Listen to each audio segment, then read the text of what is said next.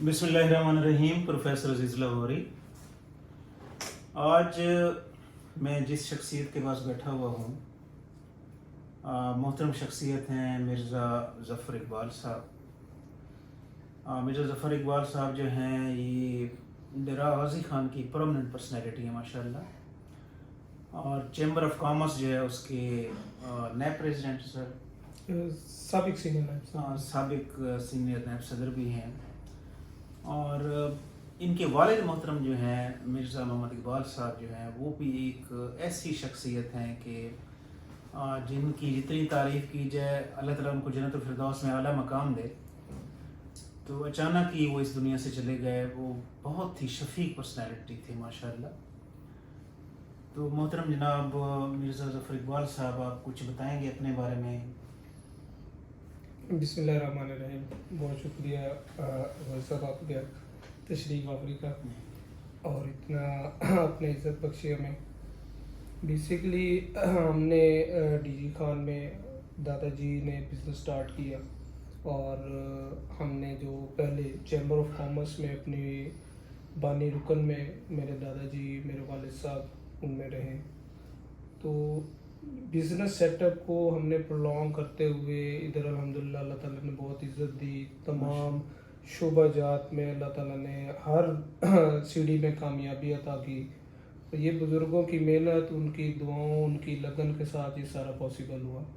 انہوں نے ہمیں تعلیم میں بھی کسی بھی صورت پیچھے نہیں رکھا, ہر طرح کی ہمیں سہولت میسر کی. ہم نے اپنی ایجوکیشن کمپلیٹ کی, ڈی پی ایس سے سٹارٹ کیا اور فردر آن آگے کنٹینیو رکھی گئے.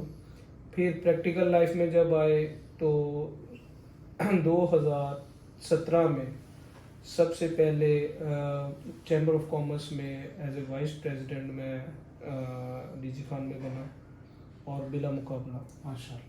تو یہ بھی بزرگوں کی محنت اور انہی کی لگن تھی جس کے اوپر لوگوں نے اتنا ٹرسٹ ہمیں کیا, ہمارے بزرگوں کے نام کی وجہ سے. مرزا محمد علی صاحب میرے دادا جی تھے, مرزا اقبال صاحب والد صاحب. میری جتنی بھی یہ ایفرٹس ہیں اور میری جتنی بھی یہ محنت ہے اس کے پیچھے 110% میرے والد کا ہے ماشاء اللہ. میری ہر سپیچ, میری ہر سٹنگ, میری ہر ملاقات, اس میں جو بھی کمی پیشی ہوتی تھی اس کو میرے والد صاحب گائیڈ لائن کرتے تھے. کوئی کمی پیشی ہوتی تھی تو وہ مجھے بتاتے تھے کہ آپ نے یہ اس کو اس طرح بہتر کرنا ہے. اور الحمدللہ آج جس سٹیج پہ ہم ہیں یہ انہی کی مرہونی منت ہے اور اللہ تعالیٰ کی خاص شفقت ہے.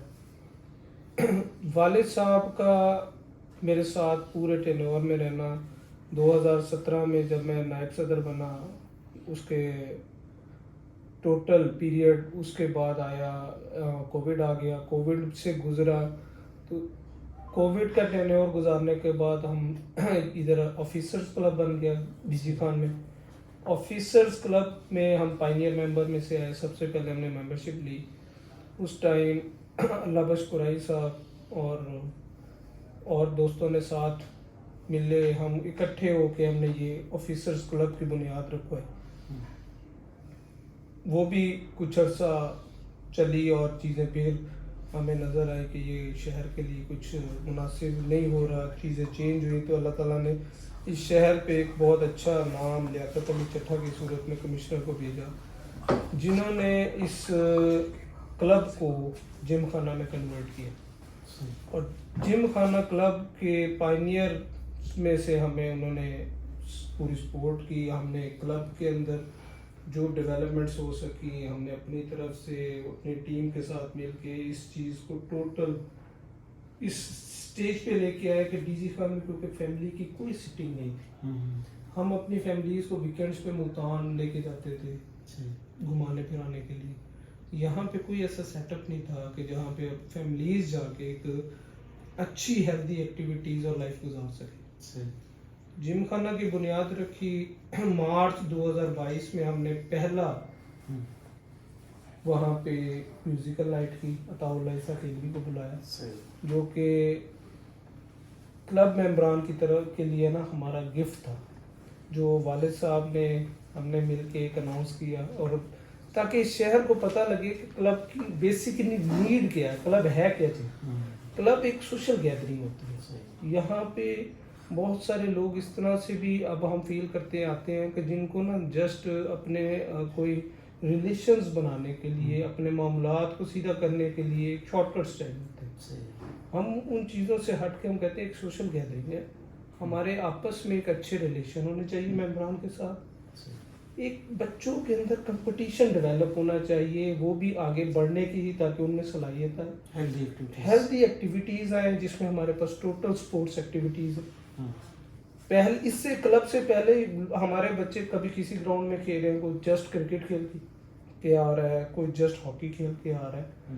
تو یہ ساری چیزیں ہم نے ون وال کے اندر ہی لوگوں کو مہیا کی، تاکہ ایک سیکیور پلیس. جس طرح کے آج کل حالات ہو رہے ہیں سوشل میڈیا کی وجہ سے بھی، بہت ساری جہاں اتنے پازیٹیو پوائنٹس ہیں سوشل میڈیا کے، وہاں بہت سارے نیگیٹو امپیکٹس بھی ہیں.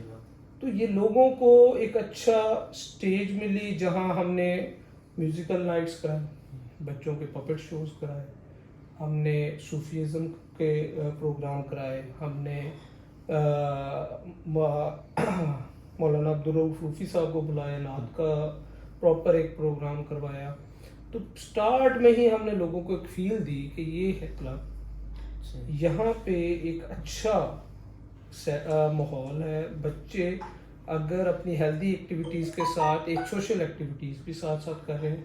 ہم نے فرسٹ ٹائم کلب کی طرف سے فلڈ افیکٹڈ ایریاز میں سامان مہیا کیا، کلب کی طرف سے ڈونیٹ کیا فری ان کو، تاکہ ہم صرف جم خانہ کا مطلب یہ نہیں ہے کہ جی جم خانہ کی انٹرنل، ہم جم خانہ سے ہٹ کے باہر بھی لوگوں کو فیسیلیٹیٹ کرتے ہیں.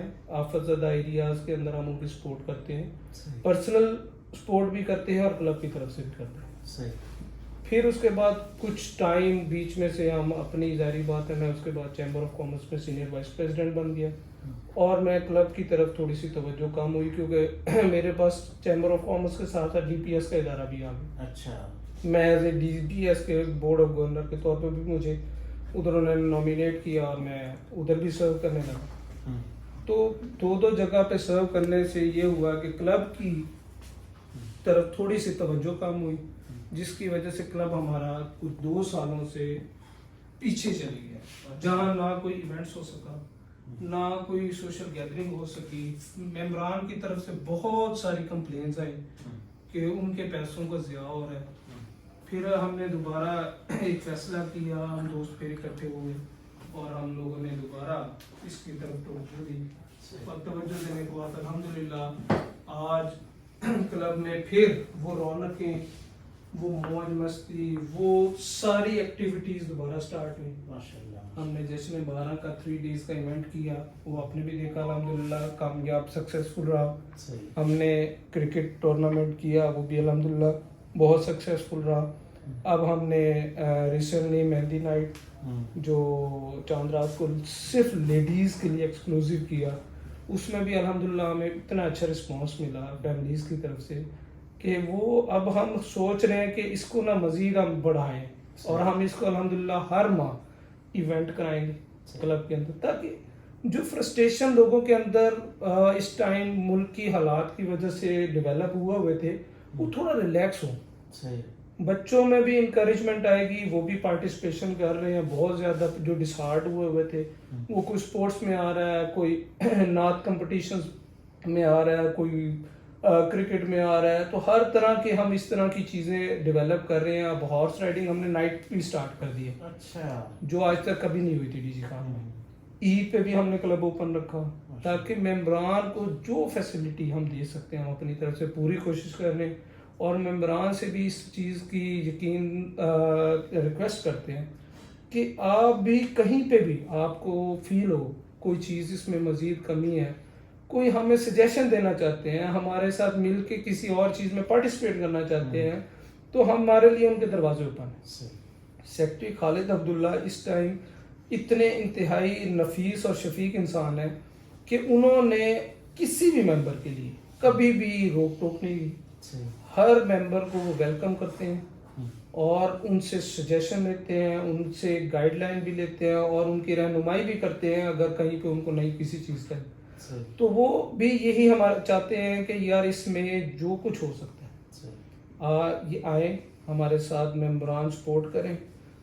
जहाँ तक रही बात कमिश्नर साहब की, चौधरी इशफाक साहब आए हैं, वो भी अल्हम्दुलिल्लाह बहुत पॉजिटिव हैं इन मामलात में, और क्लब की हर तरह की नीड, हर तरह की, क्योंकि वो भी क्लब लवर, वो भी क्लब के मामलात को बड़ी संजीदगी से देख रहे हैं। इसी तरह डिप्टी कमिश्नर साहब हैं उस्मान खालिद साहब, वो भी बड़े पॉजिटिव और बड़े पोटेंशियल भी हैं, तो वो भी अल्हम्दुलिल्लाह पूरी सपोर्ट और पूरी एफर्ट के साथ क्लब को, इवन दैट क्लब के यहाँ तक भी वो अब सोच रहे हैं कि क्लब से भी हम जो है ना कुछ चीज़ें बाहर शहर के लिए डोनेट करें। तो ये उनकी तरफ से ना एक पॉजिटिव साइन है कि वो बहुत पॉजिटिवली इस शहर का भी सोच रहे हैं, एज वेल एज वो क्लब को भी साथ साथ लेके चलना है। बहुत खुशी हुई आपसे मिलकर, और जिस तरीके से आप जिम खाना क्लब के लिए काम कर रहे हैं, मुझे उम्मीद है कि ये दिन दुगनी रात चौगुनी तरक्की करेगा। आपने टाइम दिया, आपका बहुत बहुत शुक्रिया। Thanks. Please subscribe my YouTube channel. Thanks a lot.